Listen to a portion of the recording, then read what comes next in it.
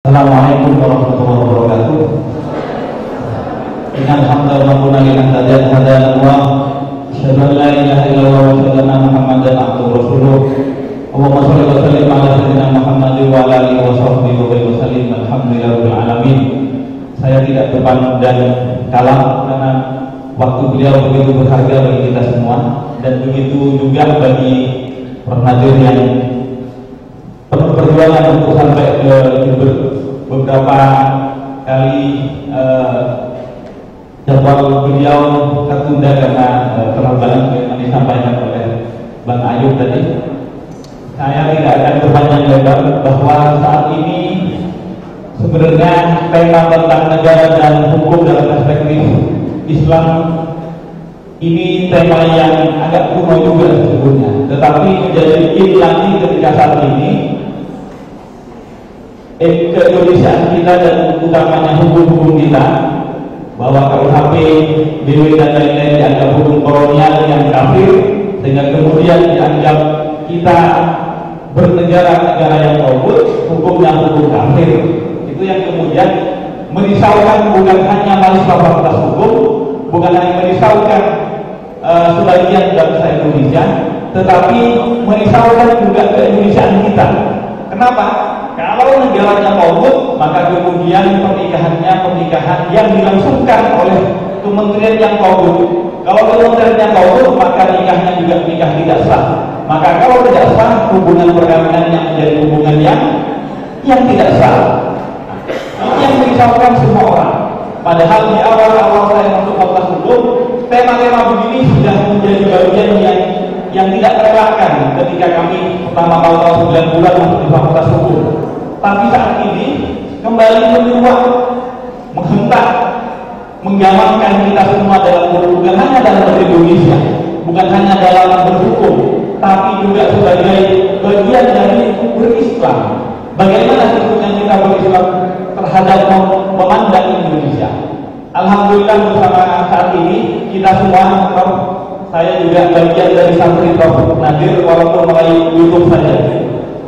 Banyak santri-santri alhamdulillah dari Facebookian maupun YouTuber, santri-santri Nadir yang saat ini hadir di Fakultas Hukum ini, termasuk juga acara pada siang hari ini sampai sore depan ini kami live-kan di Instagram Fakultas Hukum fh.net. Mudah-mudahan di tempat lain yang tidak hadir di tempat ini juga bisa menyaksikan dan kemudian bisa mencermati apa yang disampaikan oleh Pak Madir tentang konsepsi negara dan hukum dalam perspektif Islam. Mungkin banyak pandangan, tetapi setidak-tidaknya berbagai pandangan itu menjadi memberikan cakrawala ke kita bahwa kemudian ketika kita berislam dengan berindonesia itu tidak harus dipertentangkan. Mungkin ada yang berbeda, silahkan saja, tetapi tidak kemudian saling dipersalahkan. Itu harapannya dari kegiatan kali ini. Mudah-mudahan ini bermanfaat, bukan hanya kita berindonesia, bukan hanya kita berislam, tapi juga berkehidupan sosial di lingkungan jagat raya dunia ini. Saya tidak berpanjang lebar, mudah-mudahan Prof. Nadir memberikan dahaga keilmuan utamanya pada tema yang kami sampaikan, yaitu negara dan Islam dan hukum dalam perspektif Islam. Untuk itu kami persilahkan Prof. Nadir, mudah-mudahan dalam waktu bisa di podium, silakan.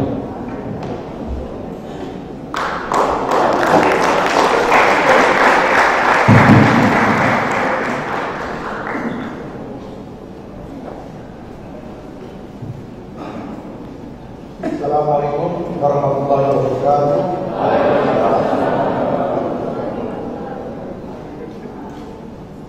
Bismillahirrahmanirrahim. Wa bihi nasta'in ala umurina waddin. Wassalatu wassalamu ala Rasulillah wa ala alihi wa sahbihi ajma'in. Amma ba'd.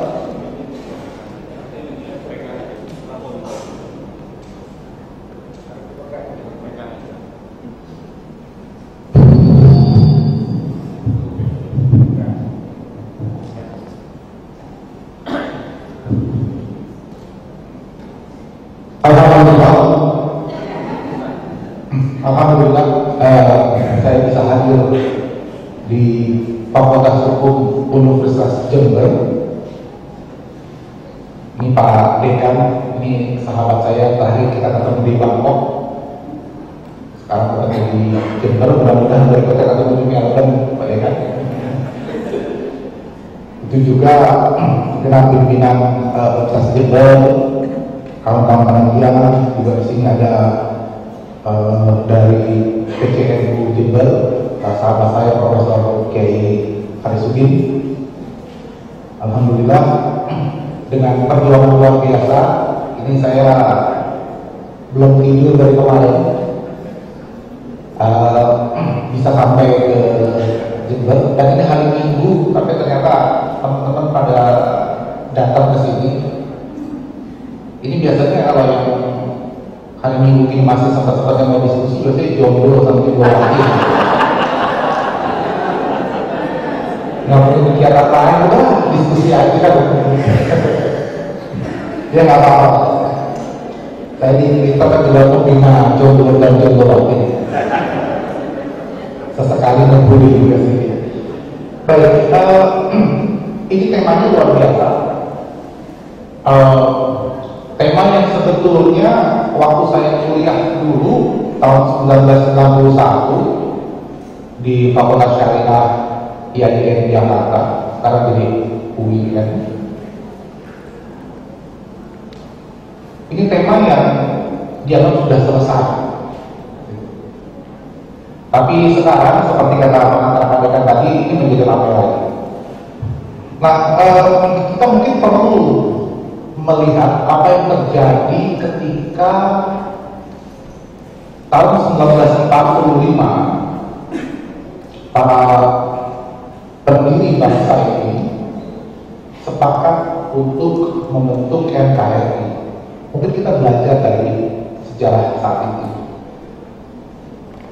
Pada masa itu para pendiri bangsa kita punya segudang pesimisme tentang apa yang akan terjadi. Mereka berdiskusi, berdebat mengenai dasar negara, dan tidak jelas saat itu diskusi tentang dasar negara, konstitusi, tapi merdekanya kapan saat itu belum jelas. Tapi diskusinya sudah panjang, dan juga kemudian tidak seperti sekarang diskusinya bisa live streaming begini ya. Belum ada Facebook, belum ada HP. Jadi betul-betul kalau berdebat itu sesuai dengan pemahaman mereka. Kalau sekarang kan, kalau saya lagi bicara begini, ada yang bisa googling, ngecek betul keomongan saya, gitu kan. Nah, kalau zaman dulu kan tidak bisa berdebat, kan betul-betul berdasarkan knowledge yang mereka bawa ke perdebatan itu. Tetapi dengan segudang persoalan yang ada tadi, segudang pesimisme yang ada, mereka sepakat untuk tetap optimis membentuk NKRI. Sekarang ini saya perhatikan generasi milenial, kita punya banyak fasilitas saat ini. Kita punya banyak segudang optimisme sebetulnya. Tapi ternyata sebagian kawan-kawan lagi memilih untuk bersikap pesimis terhadap nasib bangsa kita. Sehingga sampai ada ungkapan 2030 Indonesia bubar misalnya, gitu ya. Dan hal lainnya, nanti kalau panjang masuk kampanye. Saya kan bukan sukses, dibayar di bangga kampanye. Nah, tapi poin saya adalah begitu mudahnya generasi sekarang untuk pesimis. Padahal para pendiri bangsa kita itu, mereka tetap berusaha optimis di tengah persoalan yang ada. Kalau mereka ikut-ikutan pesimis, nggak akan bisa lahir di Indonesia tadi. Karena itu poin pertama saya adalah mari kita jaga optimisme tentang NKRI ke depan ini. Berdasarkan optimisme itulah saya juga jauh-jauh datang ke Melbourne, mau berdiskusi di sini.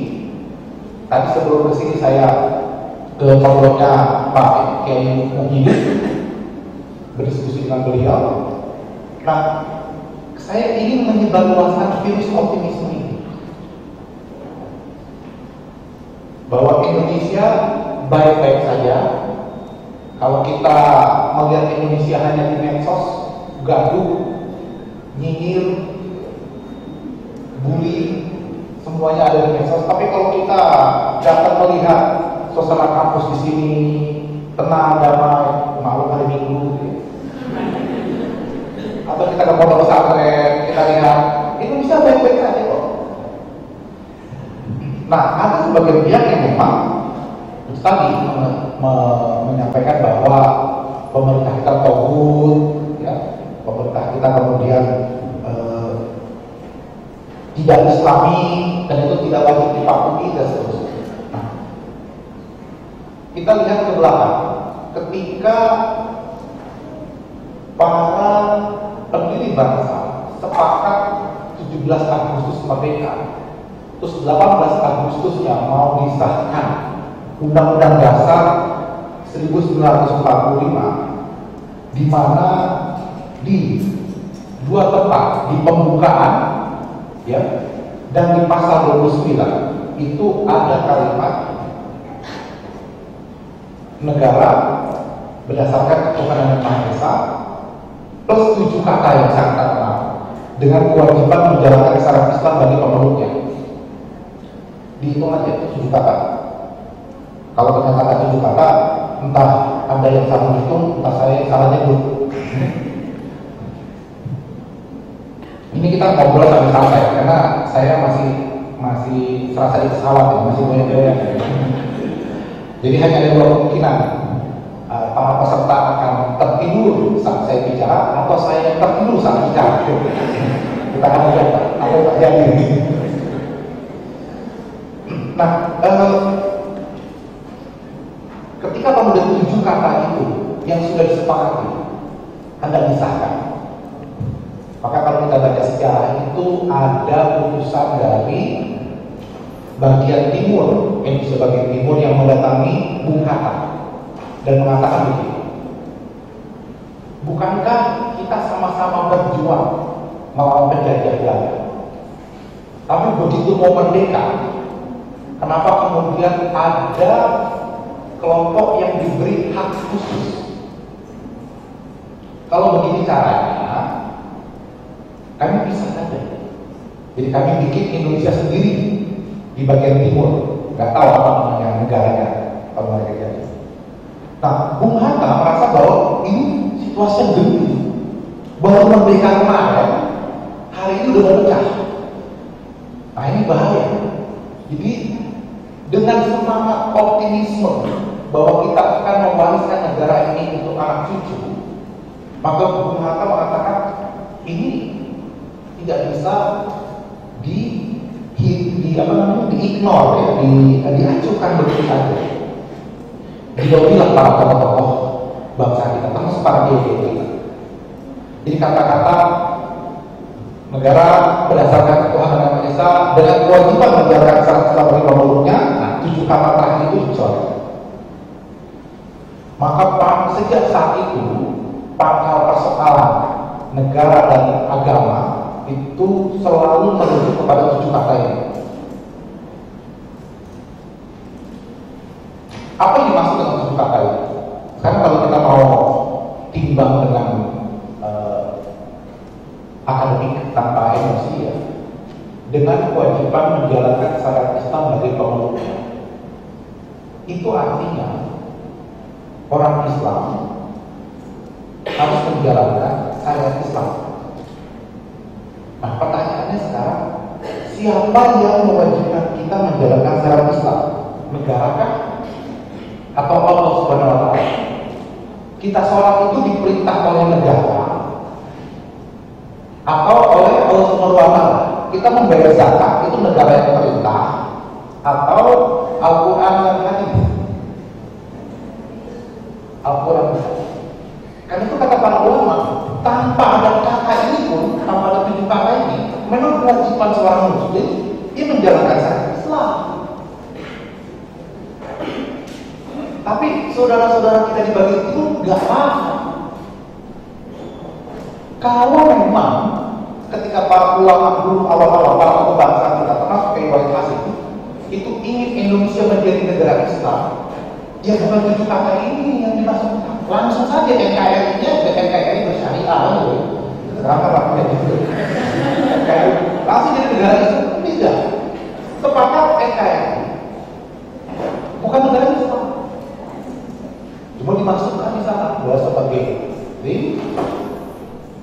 Poin kedua dari KY Hasim saat itu apa? Presidennya harus muslim. Jadi syarat menjadi presiden harus muslim. Apa kata Bung Karno? Nggak perlu ditulis syarat seperti itu. Kalau kita terbang naik pesawat, bukan pesawat saya yang dibatalkan kemarin itu bukan, masih kayak gini. Jadi kalau kita naik pesawat, terus kita jatuhkan batu dan batuan, mangga, apel, gitu, kita jatuhkan kena kapal. Itu secara statistik, secara probabilitas, kemungkinan untuk kena kepala orang Islam itu lebih banyak ketimbang kepala orang-orang Muslim di Indonesia. Sementara kalau itu mayoritas, ya udah pasti lah orang Islam menang. Jadi kata Bung Karno, nggak usah dimasukkan. Ini sudah apa ya? Sudah substantifnya dari situ. Nah, makanya di Udah 45 kan ada persyaratan sebagai orang Islam itu, karena dianggap namanya mayoritas demokrasi yang tidak terbayangkan kalau kemudian bukan orang Islam menjadi presiden di Indonesia. Nah, akibat 7 kata yang tadi dicoret, kompensasinya apa? Kompensasinya adalah dibentuklah Departemen Agama yang sekarang namanya menjadi Kementerian Agama. Itu kompensasi dari 7 kata dicoret.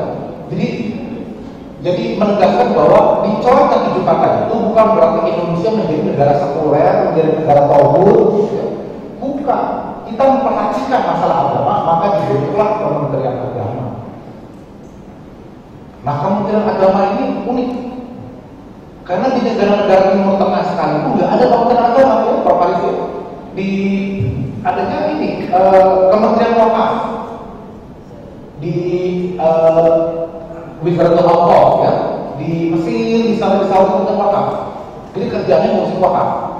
Makanya itu kementeriannya kaya raya. Karena wakafnya gede-gede gitu. Nah, di kita ada Kementerian Agama. Meskipun namanya Kementerian Agama, tetapi secara substansi namanya Menteri Agama ya pasti orang Islam. Pernah nggak Menteri Agama kita non-Muslim? Enggak. Itu tadi karena ini kompensasi dari ditolaknya 7 kata. Terus apa agama-agama lain itu tidak diakomodir? Tetap diakomodir. Maka setiap agama di Indonesia itu punya perwakilan dirjen di Kementerian Agama yang mengatur. Jadi negara terlibat sama agama. Artinya dicoret 7 kata tidak membuat negara Indonesia menjadi negara sekuler. Masa ada negara sekuler, negara tauhid punya Kementerian Agama? Nah, ketika kemudian terjadi amandemen UUD 45, itu setelah reformasi, ya. Itu waktu reformasi ini kan Pak Harto tumbang, Orde Baru tumbang. Jadi sudah tumbang ya Orde Baru ya. Mau bangkit lagi ya, tapi sudah tumbang ya, kan? Jadi dibuatlah reformasi konstitusi. Jadi tahun 1999 sampai 2002. Jadi 4 tahun itu 4 kali amandemen gitu. Sekitar 93% kalau saya tidak keliru. Jadi hanya 7 pasal yang tidak diubah. Lainnya itu ditambah, dicoret, ya apa gitu ya. Cuma sekitar 7 pasal kalau saya tidak salah. Nah, salah satu yang tidak diubah adalah pasal 29. Jadi ada usaha lagi untuk memasukkan kembali 7 kata itu. Ini tahun 1969. Ini adik-adik yang ngaji sudah pada lahir tahun segitu. Nah, sebagian belum, sebagian udah. Nah, jadi penting kita tahu sejarah ini ya, sebelum kita masuk ke materi ini. Jadi disitulah terjadi pertarungan demokratis. Kalau di masa Soeharto, siapa yang mengusulkan syariat Islam masuk ke konstitusi, kalau kata anak sekarang kelar dulu, masuk penjara, kemudian dihukum dan seterusnya. Orang nggak berani. Maka Pak Harto tumbang, muncul reformasi, muncullah kesempatan pertama untuk berdiskusi secara demokratis tentang 7 kata ini. Mau diapain 7 kata ini? Yang mau mengusulkan kembali silakan berhadirlah di pemilu 1969 saat itu. Itu pemilu pertama, ya, setelah Orde Baru. Ada 2 partai yang mengusulkan kembali.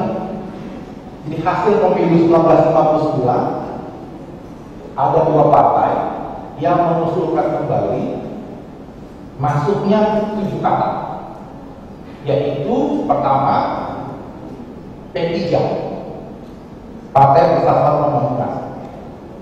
Salah satu tokohnya yang saat itu getol sekali mengusulkan kembali 7 kata, namanya Lukman Hakim Saifuddin yang sekarang jadi Menteri Agama.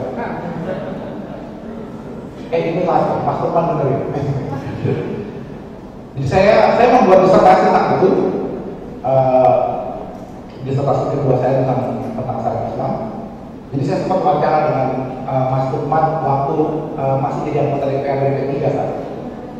Nah, partai kedua yang mengusulkan masuknya kembali 7 kata, partai apa? PBB, Partai Bulan Bintang. Kan namanya Partai Bintang Bulan Bintang balik-balik gitu namanya kan. Kira-kira begitulah ya, kayak PBB lah. Ini bukan perserikatan bangsa-bangsa ya. Ini partainya Yusril Iza Mahendra dulu itu ya. Apa? PBB